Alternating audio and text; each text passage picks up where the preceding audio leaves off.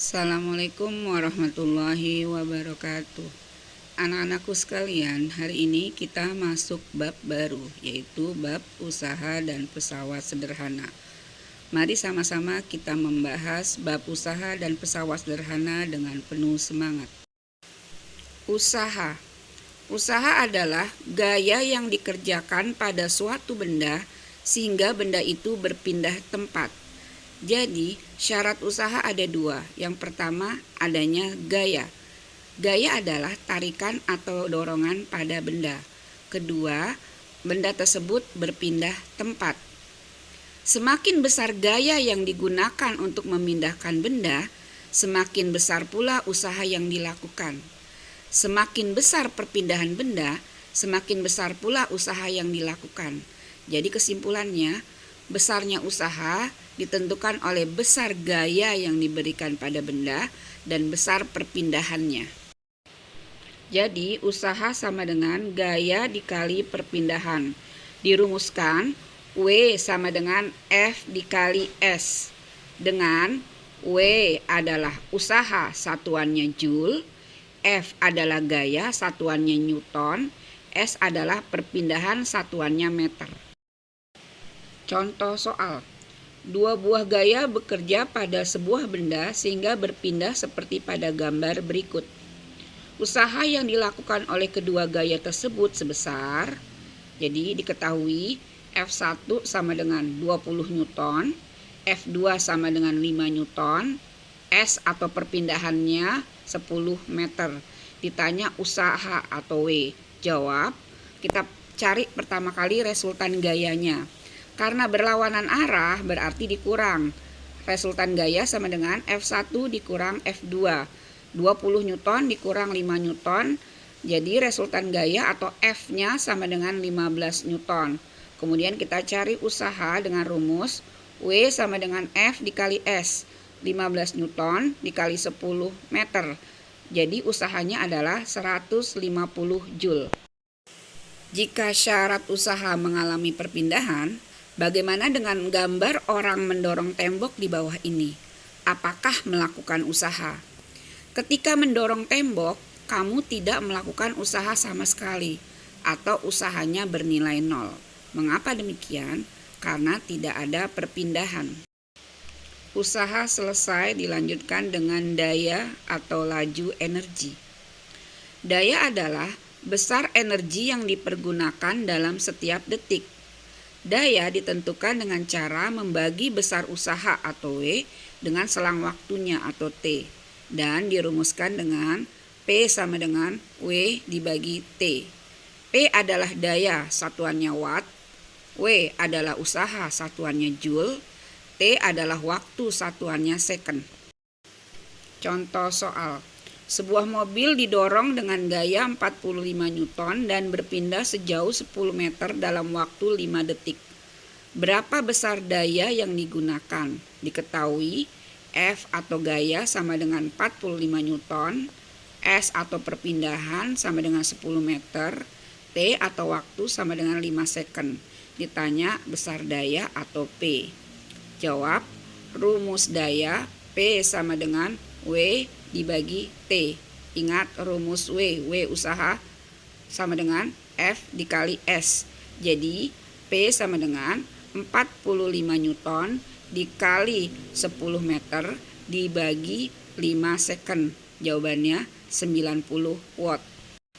Daya selesai dilanjutkan dengan gaya berat.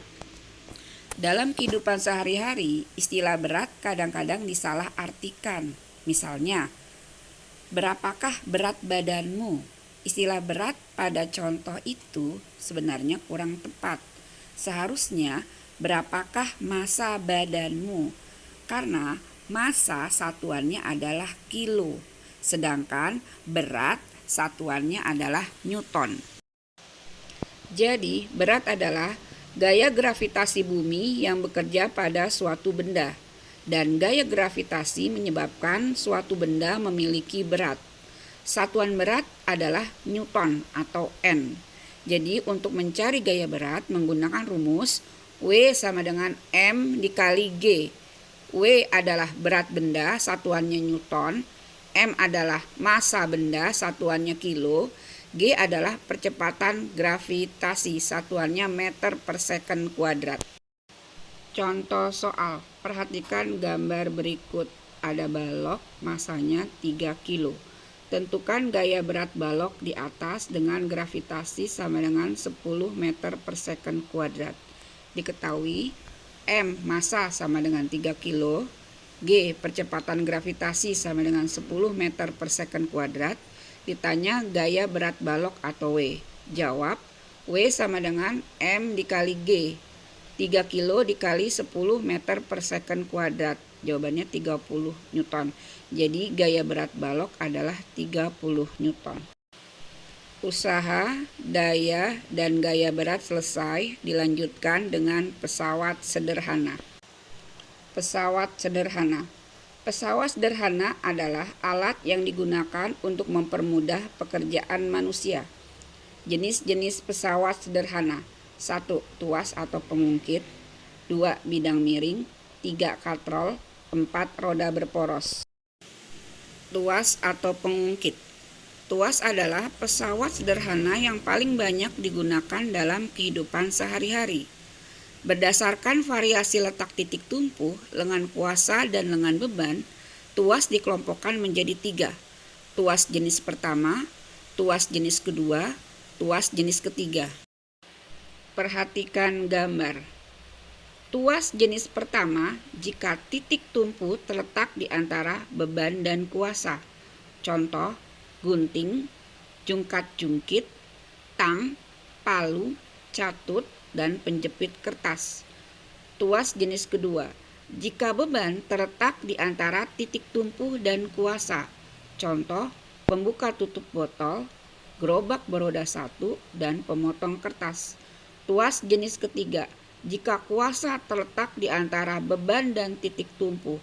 Contoh, pinset, sekop, stapler, dan cangkul. Untuk memudahkan kalian membedakan jenis-jenis tuas, perhatikan di bagian tengahnya. Tuas jenis pertama, titik tumpu di tengah. Tuas jenis kedua, beban di tengah. Tuas jenis ketiga, kuasa di tengah. Perhatikan gambar tuas golongan 1. Titik tumpu terletak di antara beban dan kuasa.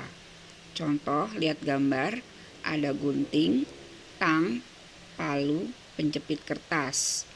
Tuas golongan 2. Beban terletak di antara titik tumpu dan kuasa. Contoh, ada gerobak beroda 1, pemotong kertas, dan pembuka tutup botol. Tuas golongan 3. Titik kuasa terletak di antara titik tumpu dan beban. Contoh, ada cangkul, sekop, pinset, dan stapler. Coba kalian tentukan tuas jenis apakah gambar di bawah ini. Kita lihat. Yang pertama ada gunting kuku. Di bagian tengahnya kuasa, berarti tuas golongan ketiga. Gambar berikutnya staples. Di bagian tengahnya kuasa, berarti tuas golongan ketiga. Pembuka tutup botol, di bagian tengahnya ada beban, berarti tuas golongan kedua. Kemudian ada gerobak beroda 1, di bagian tengahnya beban, berarti tuas golongan kedua. Lalu ada gambar gunting, di bagian tengahnya titik tumpu, berarti tuas golongan pertama. Lalu ada tangan memegang gelas, di bagian tengahnya kuasa, berarti tuas golongan ketiga.